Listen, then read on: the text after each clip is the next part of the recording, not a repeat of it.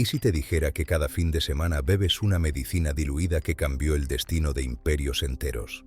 Una molécula que redujo la mortalidad militar en un 86%. Un compuesto tan valioso que los gobiernos ejecutaban a quienes intentaban robar sus semillas. Una sustancia que después de 400 años de uso continuo, nunca desarrolló resistencia generalizada. Mientras los medicamentos sintéticos que la reemplazaron fracasan uno tras otro en menos de una década. Existe. Está en tu gin tonic. Pero la versión que bebes contiene apenas el 8% de la dosis terapéutica original. Lo que antes conquistaba territorios enteros, ahora apenas alcanza para darle sabor a tu cóctel. Lo que mantuvo vivos a millones de soldados coloniales ahora es un recuerdo amargo en el fondo de tu vaso. ¿Qué pasó con la medicina más poderosa contra la malaria que el mundo ha conocido? ¿Y por qué una industria de 4.000 millones de dólares anuales prefiere que sigas bebiendo su fantasma en lugar de su verdadero poder? Déjame llevarte a un lugar donde la mayoría de las plantas no sobreviven. Entre 1.500 y 2.700 metros de altitud, en los Andes de Ecuador, Perú y Bolivia. Temperaturas que oscilan violentamente entre el día y la noche. Humedad constante creada por nubes perpetuas que previenen las heladas, pero nunca permiten que el sol seque completamente el suelo. Aquí crece Cinchona officinalis, Cinco na offi, si, n, lis. El árbol de la fiebre. Los pueblos quechua de estas montañas descubrieron algo extraordinario en su corteza. Cuando la masticaban durante las noches heladas de altitud, el amargor intenso generaba calor corporal. La usaban para detener los escalofríos. No sabían que estaban activando lo que la ciencia moderna llamaría el protocolo térmico alcaloide, un mecanismo donde los compuestos amargos desencadenan respuestas metabólicas que elevan la temperatura interna. Era medicina para el frío, no para parásitos tropicales. Pero entonces llegaron los europeos, y con ellos trajeron Plasmodium falciparum, Plas, Mem-O, Dium, Fal, Si, Parrum, la cepa más letal de malaria conocida por la humanidad. Para la década de 1630, Roma se había convertido en una trampa mortal. La malaria mataba papas, cardenales, nobles. Las fiebres arrasaban la ciudad más poderosa de la cristiandad y no existía cura conocida. Los misioneros jesuitas en Perú observaron algo que desafió toda lógica médica europea. El remedio quechua para los escalofríos estaba curando las fiebres europeas. Era un accidente farmacológico perfecto. Una medicina diseñada para un problema estaba resolviendo otro completamente diferente. Cuando la corteza llegó a Roma en 1631, funcionó. Las fiebres cedían, los moribundos se recuperaban. Durante 200 años, nadie comprendió el mecanismo. Simplemente molían la corteza, la mezclaban con vino y observaban milagros.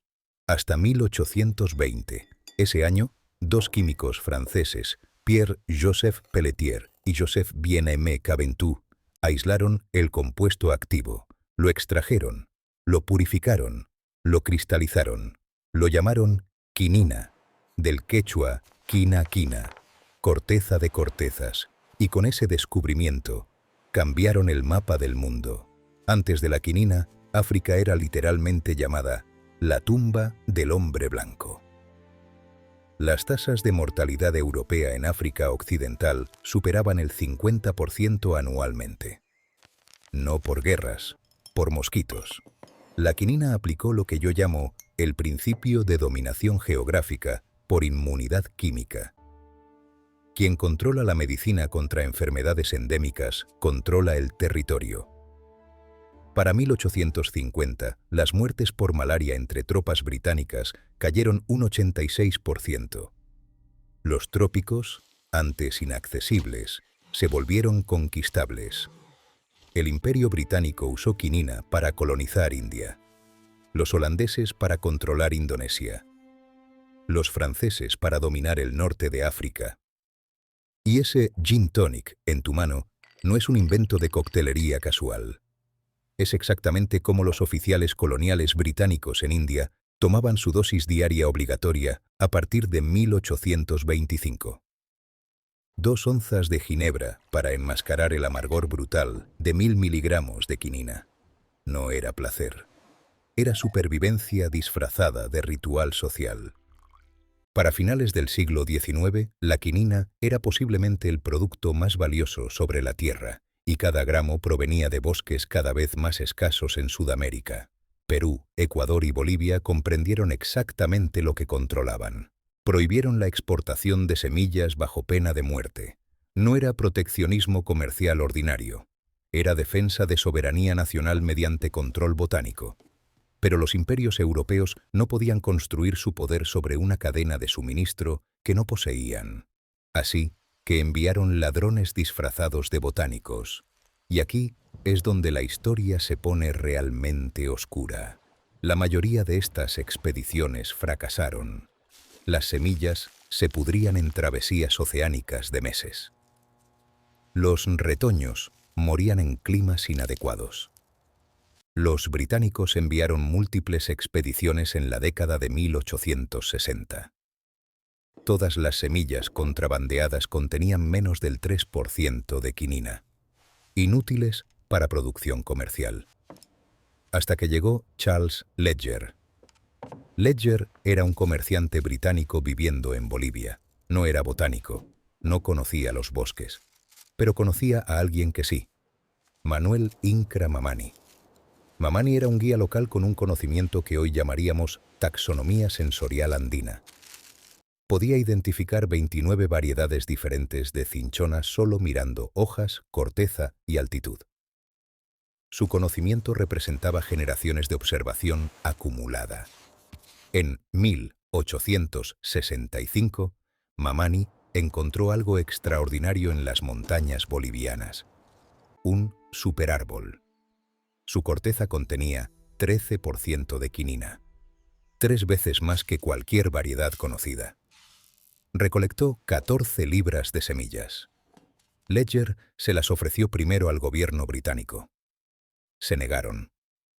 Las vendió a los holandeses por 100 libras esterlinas. Mamani intentó recolectar más. En 1871, las autoridades bolivianas lo capturaron, lo golpearon, lo encarcelaron y lo dejaron morir en su celda. Su crimen: ayudar a europeos a robar el mayor recurso estratégico de Bolivia. Mientras Mamani moría en prisión, los holandeses llevaron sus semillas robadas a Java. Plantaron 17.000 hectáreas, pero no construyeron solo una plantación, construyeron un cártel. Presta atención porque esto explica todo lo que vino después. Lo llamaron Quina Bureau. Y para 1918 controlaban el 97% de la producción mundial de quinina. Fijaban precios globales. Eliminaban competidores. India británica intentó competir. Fracasó. Ceilán fracasó. Argelia francesa fracasó. Los holandeses habían perfeccionado lo que llamo la estrategia de monopolio botánico concentrado. Control total mediante producción geográficamente limitada de un recurso biológico insustituible. Hasta que en 1942, Japón invadió Java. En semanas, los aliados perdieron el acceso a quinina. Los soldados estadounidenses en el Pacífico comenzaron a morir más rápido de malaria que en combate. La crisis expuso un desastre estratégico. Depender de un monopolio natural era demasiado peligroso. La industria farmacéutica necesitaba algo que pudieran fabricar en laboratorios, algo que pudieran patentar. Científicos alemanes de Bayer sintetizaron cloroquina en 1934. Era más barata, más fácil de producir. Y funcionó. Al principio. Para 1947, la cloroquina reemplazó a la quinina natural. La industria farmacéutica celebró. Habían vencido a la naturaleza. Pero la resistencia apareció en 1957, solo 12 años después de su introducción masiva. Introdujeron mefloquina. Resistencia en 5 años. Introdujeron atovaquona. Resistencia el mismo año de lanzamiento. Cada antimalárico sintético siguió el mismo patrón. Éxito rápido. Colapso total. Y aquí está lo que la industria farmacéutica no quiere que sepas. La quinina natural, después de 400 años de uso continuo, nunca desarrolló resistencia generalizada. Estudios de las décadas de 1920 y 1930 demostraron que el extracto crudo de corteza de cinchona era igual o más efectivo que quinina purificada contra cepas resistentes. Esa agua tónica en tu bar contiene el único compuesto antimalárico que el parásito nunca logró vencer completamente. Pero la infraestructura global de producción ha colapsado. Las plantaciones de Java, desaparecidas. Los bosques andinos, despojados. El conocimiento de cultivo, enterrado. ¿Por qué? Porque la protección de patentes sobre medicamentos sintéticos genera márgenes de beneficio astronómicos. La quinina es un árbol. Cualquiera con tierra a la altitud correcta puede cultivarla. No se puede patentar la naturaleza. El mercado farmacéutico de antimaláricos vale $4.000 millones anuales, dominado por terapias de artemisinina. Pero la resistencia ya está surgiendo en Ruanda y Uganda. El patrón se repite. Mientras tanto, hoy, en este momento, la malaria mata 1.670 personas diarias. El 75% son niños menores de 5 años en África subsahariana. Y el compuesto natural que funciona permanece abandonado mediante su presión económica. Aquí está la parte más cruel de todas. La cinchona no es difícil de cultivar. Es difícil de monopolizar. El árbol necesita condiciones específicas pero no imposibles. Temperaturas entre 10 y 21 grados Celsius. Alta humedad, sin heladas. Prospera entre 1.500 y 2.700 metros de altitud. Los holandeses descubrieron el sistema de regeneración por corte basal. Si cortas el árbol a nivel del suelo, rebrota con concentraciones de quinina más altas que el tronco original. Es una fuente renovable del antimalárico más efectivo de la Tierra. Pero después de la Segunda Guerra Mundial, el conocimiento de cultivo fue sistemáticamente archivado. Los documentos científicos holandeses, enterrados. Los bancos de semillas, abandonados. Partes de Hawái, los Apalaches y el norte de California están dentro del rango climático adecuado. El cultivo distribuido a pequeña escala es botánicamente posible. Lo que falta no es potencial. Es voluntad de desafiar un sistema que prefiere medicamentos patentables, con resistencia garantizada, sobre soluciones naturales que funcionan durante siglos.